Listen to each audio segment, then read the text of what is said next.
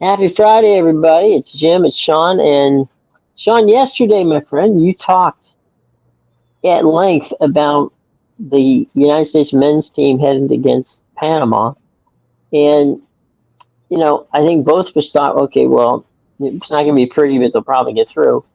It wasn't pretty, and they didn't get through. 2-1. They were down a man because they just, have no discipline. And here we go. We're in full panic mode. Two things from yesterday. First of all, Okay. Uruguay is the best team in the group. It's not even close. Uruguay plays on Monday against the U.S., and really kind of just needs a draw. I mean, it's not going to matter because they're going to, they took Bolivia apart 5-0 and, could have been more. That's what the USA should have done against Bolivia because they're not any good. So, to me, that just shows that the U.S. is not as good as some of these other teams. Yesterday, just the stupidity and just you can't do this now. There's nowhere to hide now. Like, you can't dive. You do this stuff. I mean, you can't try to trick the refs anymore. The cameras and the VAR, it sees everything. So, this guy, you can't, obviously can't swing and punch somebody in the face or hit somebody in the face and hit somebody in the head, whatever it is. I mean, it's just idiocy. They take the lead after that, which shows, probably at 11 men, they probably do okay. And then they give up a goal 3 minutes later, which is discipline. Whenever you go ahead and then you go up a goal 3 minutes later, that's discipline, that's focus. And, they had chances in the second half. But once again, they can't finish because they stink. And then they give up the goal late. They almost, they had the penalty shot that was turned down. It was an awful tackle. I mean, if he makes any kind of contact with him, it's a penalty. So, they're lucky that, really the guy dove to get out of the way. Then they give up the goal. And look, if they don't get out of this group, it's embarrassing. They're better than Panama, but they didn't show it last night. And, they're just about better than Bolivia. And Uruguay's going to get a result against them.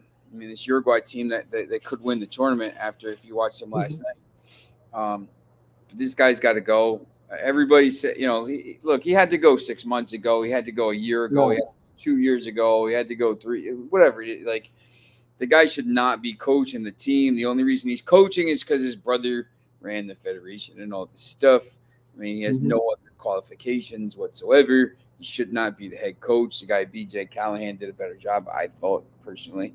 So, maybe. But they need to go in a different direction and maybe, bring somebody in. He'd never take the job, but, Pep Guardiola, winners, Jurgen Klopp, these guys are all available here. I don't know, I know Pep likes to live in America. He likes it here. These coaches, you come over here, you live pretty well. It's not like U.S. soccer now based in, I guess they're talking about based in Atlanta. And it's people are saying which was the bigger disaster in Atlanta last night, the U.S. national team or Biden's performance, and they said maybe it was the toss up there. It's a draw. It was a draw. I mean, I don't know. I do know the U.S. team keeps saying they're good, kind of like Biden said he has a 6 handicap. Both statements are false. Which is the funniest thing about that whole thing last night was they didn't even they never got mad about anything, and then they started talking about golf, and it was like they were both all fired up, which I thought was interesting. Maybe they'll decide the election on the golf course. Low score is the next president. It's probably about as even a way to do it as the election would be at this point. I actually played Trump in the early '80s. Yeah, he's people like He's not good at all. And he cheats. he's people. Yeah. I If I, if you know, he's a big if we dude. had that situation, Like if we had that situation, go ahead. I'm sorry. Go I was ahead. going to say, I don't think like, people don't realize how big of a dude he is. I mean, he's a massive human being. Yeah, Um, yeah. and I know he can hit the ball a little bit, but yeah, it's these guys. You know, if it were me answering that question, right, I would say, great. I'm happy for you. By the way, I'm the champion golfer in my own backyard. I guess that's pretty much the same thing with you, right? I mean, just play it off as a joke. You know, just like, hey, all right, fine. You've won club championships. Good on you. You know, it's your course. All Yeah, right. yeah. But So, you know, fine. this, Who this, cares? this. I mean, look, this Monday. There's a possibility that now obviously Way is out, the keeper's probably out. Mhm. Horvath's okay anyway though, but there's a possibility they get pumped like 4-5-0. And your guy's very good team. I mean, I honestly Mhm. think my pick now is probably Uruguay to win the tournament. I Mhm. said that before. I said that went on ESPN New York last week and Right. said Uruguay. Mhm. It would be my play at that price. Um, Mhm. and you just watch them. I mean, obviously Valverde, and now if Nunez doesn't have to score, and they had 5 different goal scorers yesterday. Facundo Palestri, the Manchester United player, Fede Valverde, Real Madrid player. If he doesn't have to score, and all these guys are going to score, they're dangerous, and that's the thing that U.S. doesn't have. They don't have where the goals coming from. Yeah, they don't have a 9. Hey, Balogun scored again. He's got 2 goals in 2 matches, and I Mhm. was listening to the pregame show, which is I can't hardly listen to it. You want to torture yourself with it? It just happened to be on, and I wasn't doing anything. And they're talking Sadomasochist. how Balogun doesn't do much but score goals. Well, look, that's what he's a goal scorer. He's supposed to what is he supposed to do? He's got 2 goals in 2 games. They only have 3 goals, and it's you're just listening to this, and I'm like, but they don't have he's the only one doing anything. He's the scoring the Right. goals. That team isn't, so they're not. And he's not the guy. I mean, Doncic is the guy, and he's not. And but he scored 1, right? Yeah, they're not good enough. I mean, Pulisic had he had the nice goal. And look, I mean, every Right. time Pulisic, every time he touched the ball, you say he was getting hacked down because he's their playmaker. But because Right. be, everybody knows, hey, if we stop Pulisic, Right. we can slow them down. I mean, Messi to a certain extent against Argentina. I mean, Argentina hasn't looked great in these games. Brazil obviously plays tonight, and they haven't looked great. Mhm. But the Uruguay has different guys that can score, and they have playmakers kind of all over the place. So, but yeah, this Mhm. USC team isn't long for this tournament. I don't think. We're 2 years out here. A lot could happen in 2 years. Kevin Sullivan could come in, but he's going to be 16 in the World Cup. You can't really count on him for much. I mean, I know Mhm. Lamine Yamal has been really good for Spain, and he's almost actually 17 at this point, but he's a freak. He's one. He's probably a top 20 player in the world right now, top 20 attacker. I mean, he's a freak player. This guy Sullivan could be like that, but to ask him to step into this team at 15 and 16 years old is, I think, a Mhm. little much. So, this team won't do anything. They're not very good. They're just okay. Um, you know, I think because CONCACAF stinks. Mexico's terrible. They're not any good. They're not the Mexico 10 years ago, 12 years ago. Right. There were some decent teams. This team is the shadow of what they were. They're not bringing the talent through that they were. Um, these teams from CONCACAF, it's the same thing. USA and Mexico. I think the Mexican team pulls too many players from Liga MX, and Mhm. it's a decent league, but you're not winning any tournaments with players that aren't Mhm. playing.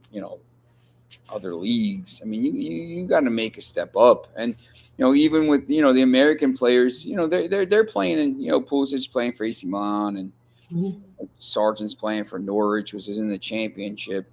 And you got some keepers that are playing in the Premier League and stuff like that, but they're just not good enough. And I don't. I'm in a group chat with some, Kyle Franco's been on before, Mike Sampson and stuff like this. And, Mike Sampson's one of the biggest U.S. soccer fans that he doesn't even, he's like, I don't even watch him. He's a big Leicester City fan. So he'll watch that. But, he's to the point where he's like, it's not even fun to watch this team. And I've said multiple times, I don't care about U.S. Right.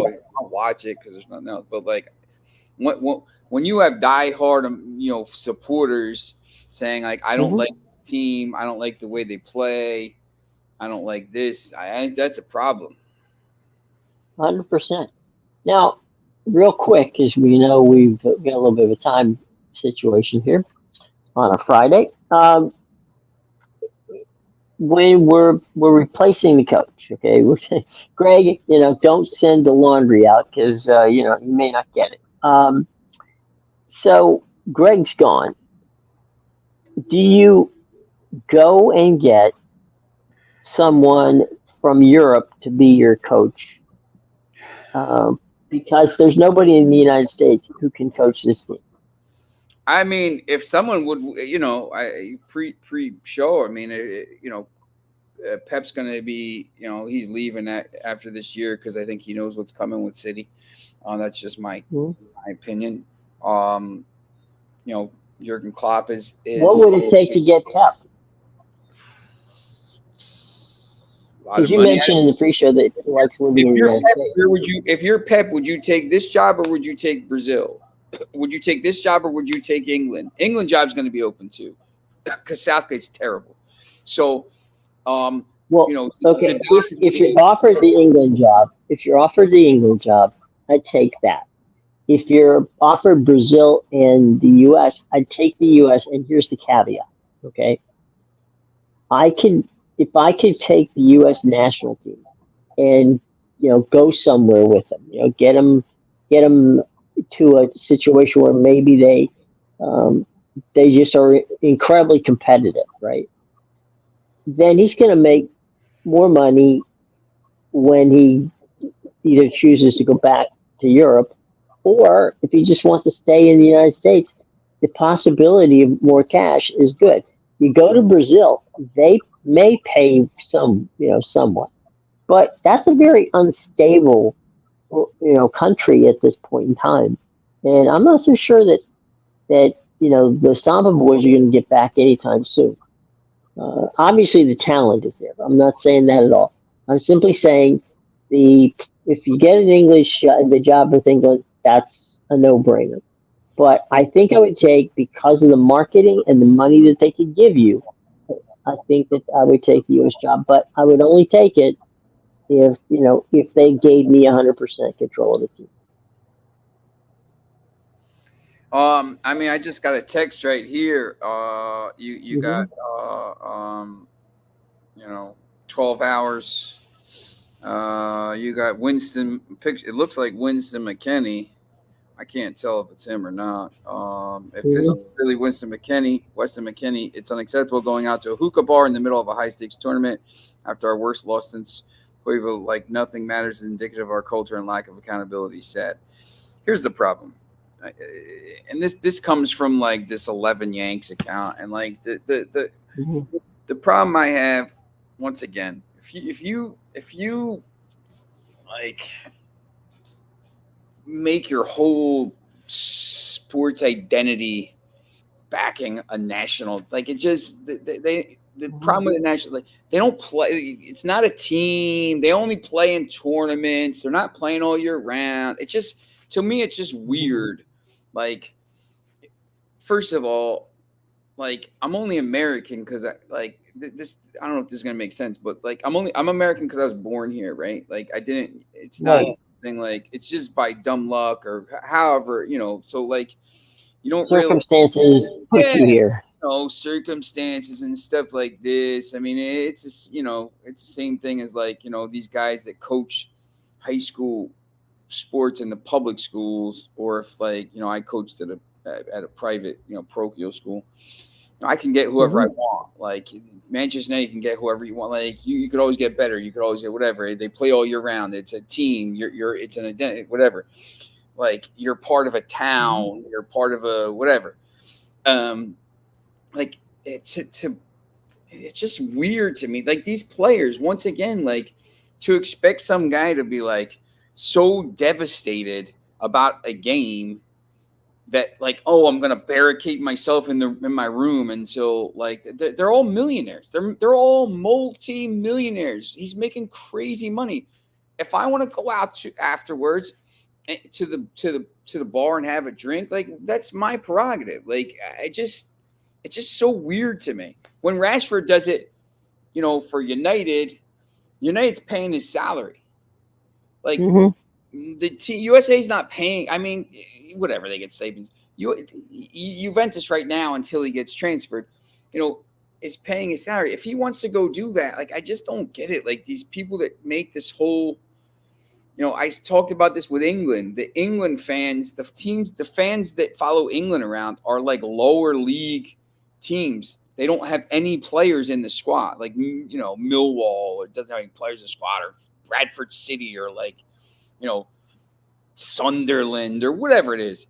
Like they don't have any players in the squad, so like there's no. You don't have to like hate a player like Trent because he plays for Liverpool or stuff like this. There's not like. It's like not a part of your identity. If you're a Manchester United fan, like you don't care about England. You're a Manchester United fan. So, it's just to say these guys. I don't think these guys have the same level of commitment that they did, 20 years ago or 30 years ago to these teams, because they're making crazy money, and it's whatever. If I lose the tournament, I go home and I'm still got 50 million in the bank. That's just my opinion. When you're playing, I think that goes to the club level as well. I think some of these guys, I think Manchester United for too long has been paying these players crazy money, and they're just like, well, you're paying me crazy money, and you can't get rid of me. So like, if I'm hurt, I'm hurt. If I play, I play. If we win, we win. If we lose, and you can't have that mentality. Well, yeah, I mean, you either have to have, and this is something that we see that in the Olympic sports and in that whole situation, right?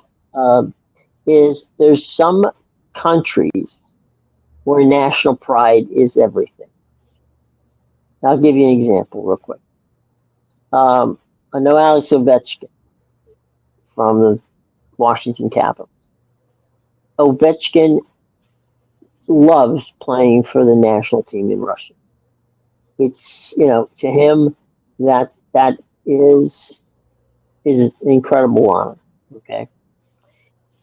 I know some guys who play, Australia, basketball, and they play in Australia. I mean, it depends on the country, but it's the point that you made is if you're making, it's like the dream team, right? When they went to Barcelona, I mean, they knew there wasn't going to be a team that could even come close.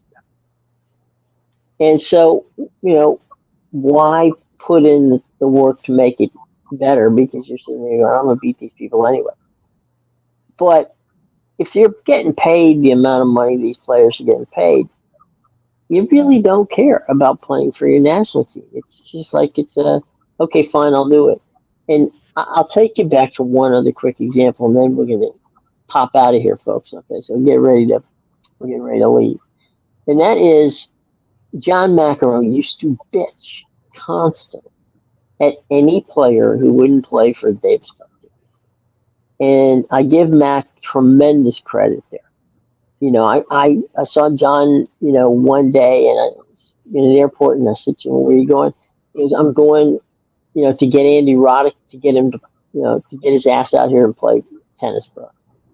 And so he was inspired to, as the coach of the team, to bring players in.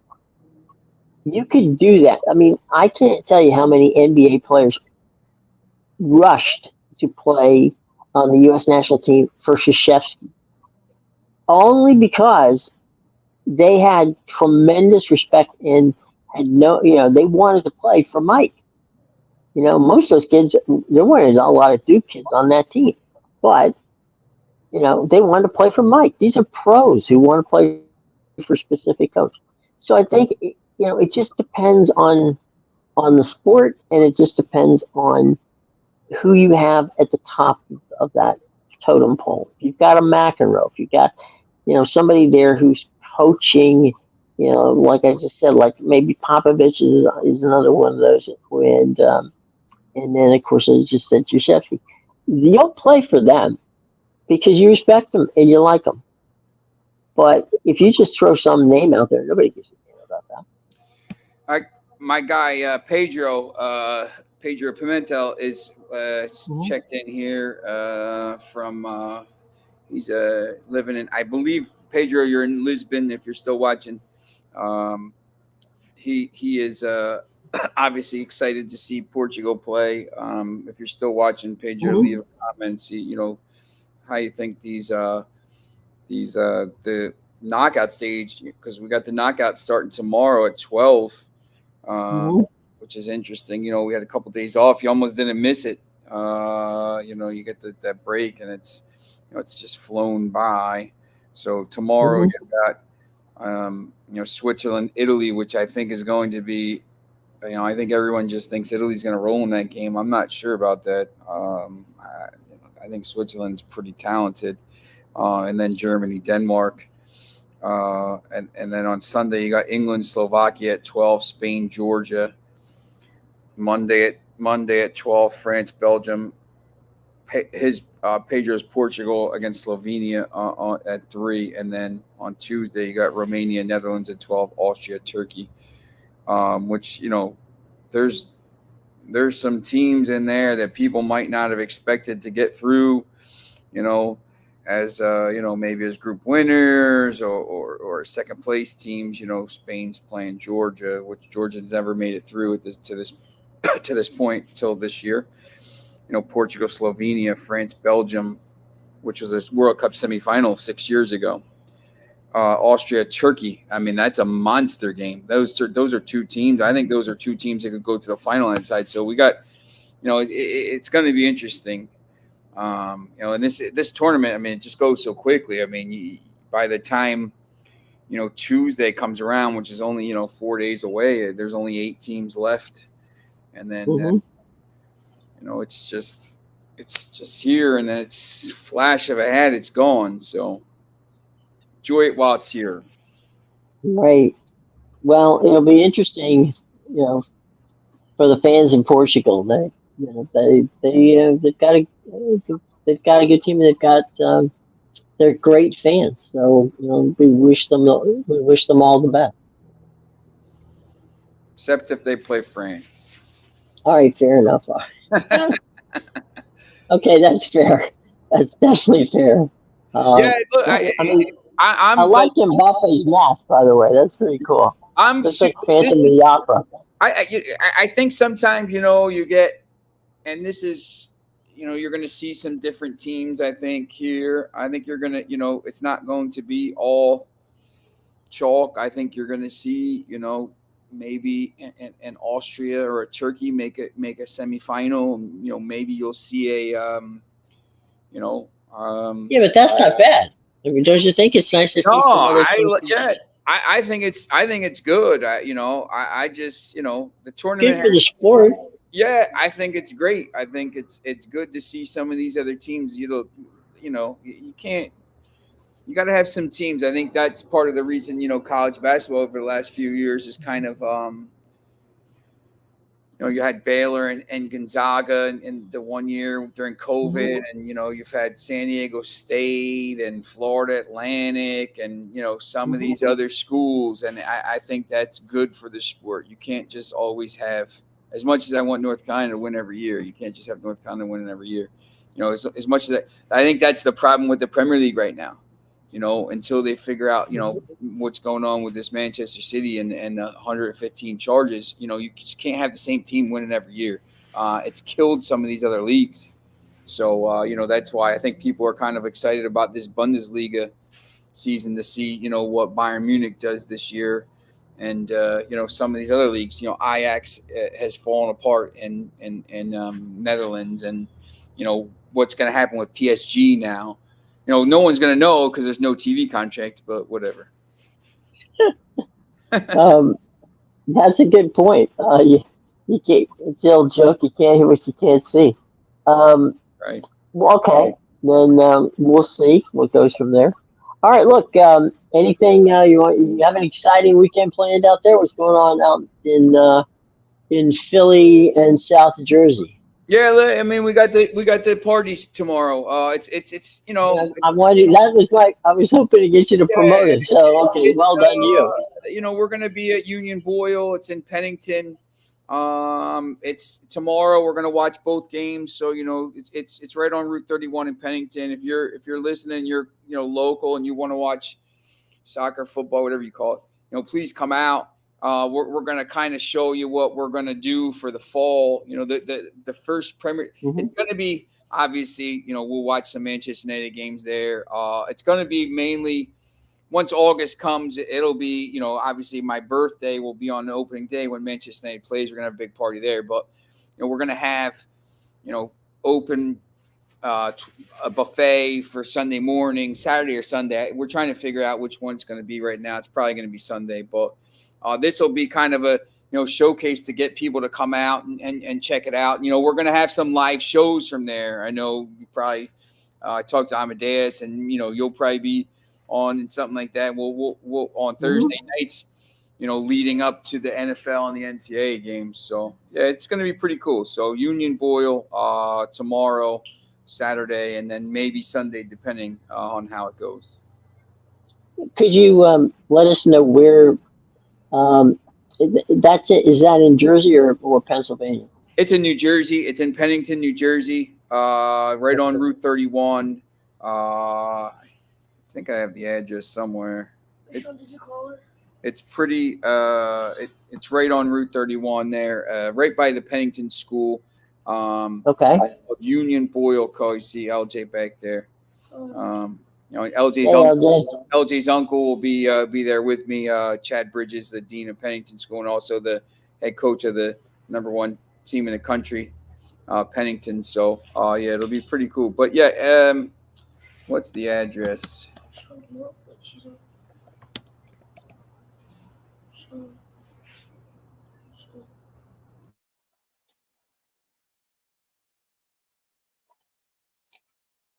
It's 25 Route 31.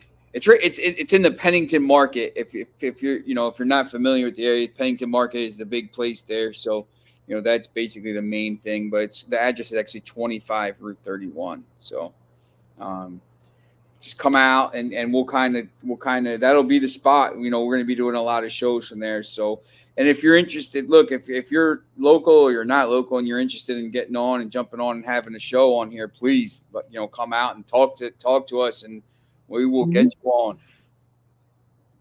Yep, and we'll have fun. Yeah, except if you're Bulu. Bulu might be Bulu, maybe a little Bulu, but anybody else? There you go.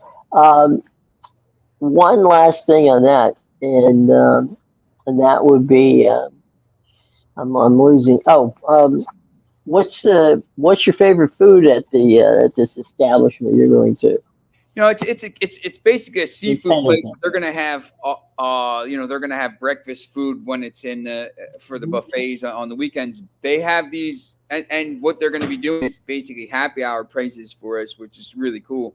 They have these That's great. giant jumbo buffalo shrimp that are like this. They get like 8 of them, Wow.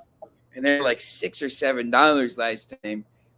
When I went for happy hour, and the burgers are pretty good too. So I would have to say the buffalo shrimp. They're gigantic, and they have great food too, or great drinks as well. So I'm not a big drinker. I'll probably have maybe a soda or something like that, or a water, but Mhm.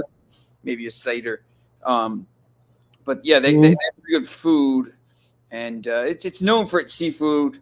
He also owns Mm-hmm. PJ's Pancake House. If you're from the, I'm sure you probably heard of that place. There's a few of them, one in Princeton and Ewing and stuff like this. So yeah, it's a pretty new place, and they're trying to kind of pop off a little bit. So we're gonna help them. Great. Well, look, everybody head that way. Head to Pennington. Have a great time. Watch all the games with Sean and the gang, and have yourself some fun. All right. Okay, Sean. We are headed out of here and get you back going.